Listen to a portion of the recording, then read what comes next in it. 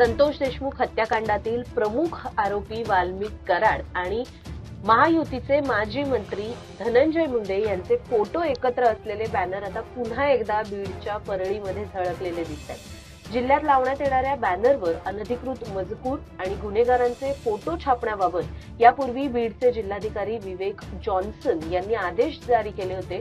मात्र ह्या आदेशांना झुगारून आता परळीमध्ये पुन्हा एकदा धनंजय मुंडे आणि वाल्मिक कराड यांचे फोटो असलेले बॅनर झळकताना दिसतात। सरपंच संतोष देशमुख हत्या प्रकरणातील मुख्य आरोपी असलेला वाल्मिक कराड याचा हा फोटो ईद ए मिलादच्या शुभेच्छा बॅनरवर होता। स्वागत कमानीवर सुद्धा हे बॅनर झळकवल्याचं दिसून आलं होतं। याच बॅनरवर धनंजय मुंडे यांचा देखील फोटो वापरण्यात आलाय आणि विशेष म्हणजे हे बॅनर शहर पोलीस व संभाजीनगर पोलीस ठाण्याच्या समोरच्याच भागात लावण्यात आले।